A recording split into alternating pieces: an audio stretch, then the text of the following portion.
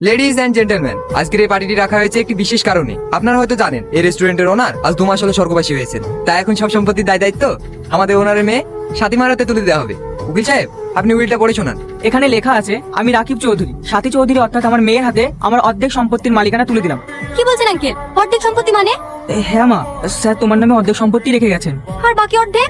ওটা তোমার হবু স্বামী, মানে যাকে তুমি বিয়ে করবে সে পাবে। কিন্তু কেন? ওটা তোমার বাবা শেষ ইচ্ছে ছিল মা, যেন তুমি ভালো একটা ছেলে দেখে সুখে সংসার করো।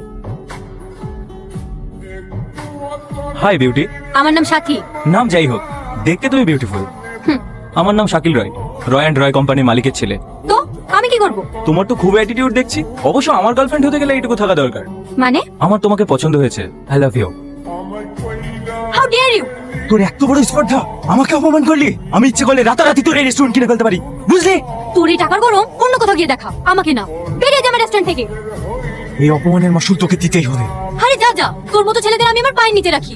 Waiter, waiter! বলুন ম্যাম। তুমি কে? আমি নতুন জয়েন হয়েছি ম্যাম, আমার নাম রোহন। তোমাকে নাম জানার জন্য ডাকিনি, যাও একটা প্যাক বানিয়ে নিয়ে এসো। আমি যতদূর জানি ম্যাম, এই রেস্টুরেন্টে মদ অ্যালাউ নেই। এটা আমার রেস্টুরেন্ট, আমি যা বলবো তাই হবে। 2 টাকার ওয়েটার হয়ে আমাকে জ্ঞান দিতে এসো না। কি হয়েছে সাথীমা? ওর এত বড় সাহস, ও আমাকে নিয়ম শেখাতে এসেছে।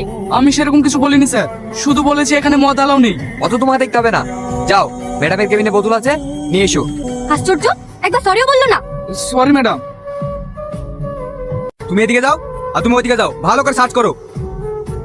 কি ব্যাপার আপনারা? কি হচ্ছে এখানে? আমাদের কাছে খবর আছে আপনারা বেআইনি ভাবে রেস্টুরেন্টে বিদেশি মদ বিক্রি করেন। কি সব উল্টোপাল্টা বলছেন? এটা একটা ফ্যামিলি রেস্টুরেন্ট। সেটা সার্চ করার পরেই বোঝা যাবে। কে পারমিশন দিয়েছে আপনাকে সার্চ করার? আমি এক্ষুনি কমিশনার আঙ্কেলকে ফোন করছি। ফোন করে কোনো লাভ হবে না ম্যাডাম, আমাদের কাছে সার্চ ওয়ারেন্ট আছে। আপনাদের হয়তো কোথাও ভুল হচ্ছে স্যার। স্যার বলো। একটু উপর আসুন, এই দেখুন স্যার। এগুলো কি?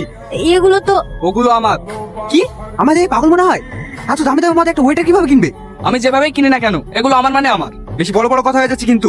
যেটা আমার সেটা আমারই তো বলবো, কেউ যেন সন্দেহ না করে। তাই ম্যাডামের ঘরে লুকিয়ে রেখেছিলাম। অ্যারেস্ট করলে আমাকে করুন। বেশি বার বেড়েছিস না? এই ওকে অ্যারেস্ট করো, থানায় গিয়ে চর্বি কমাবো। ওই ইম্পোর্টেড ওয়াইনগুলো তো সব আমার ছিল, তুমি নিজের ঘরে দোষ নিলে কেন? কাজে জয়েন করার সময় প্রতিজ্ঞা করেছিলাম ম্যাডাম, আমি এই রেস্টুরেন্টের কোনো ক্ষতি হতে দেবো না। তাই বলে আমার শাস্তি তুমি নিজে মাথা পেতে নেবে? আপনাকে সব রকম বিপদ থেকে বাঁচানো আমার কর্তব্য ম্যাডাম। তুমি পাগল নাকি? এতে পাগলামোর কি আছে? ওরা আমার জায়গায় আপনাকে অ্যারেস্ট করলে আমার বেশি খারাপ লাগতো। তাই বলে তুমি আমার জন্য এভাবে মুখ বুজে মার খাবে? এই দাগগুলো আমার উপরেই মানায়, আপনার না। তুমি সত্যি অনেক ভালো মানুষ, তোমাকে সেদিন ওভাবে অপমান করা আমার উচিত হয়নি। সরি রোহন। আরে সরি কেন বলছেন? আপনার মুখ থেকে এই শব্দটা শুনতে আমার ভালো লাগে না। পাগল। দাঁড়ান দাঁড়ান, এই গলিতে আমার বাড়ি। আসছি ম্যাডাম। ছেলেটা অনেক ভালো মানুষ, তাই না আঙ্কেল? হ্যাঁ, ও হঠাৎ এই প্রশ্ন কেন মা? এমনি। আপনাকে সব রকম বিপদ থেকে বাঁচানো আমার কর্তব্য ম্যাডাম। তুমি পাগল নাকি? এতে পাগলামোর কি আছে? ওরা আমার জায়গায় আপনাকে অ্যারেস্ট করলে আমার বেশি খারাপ লাগতো।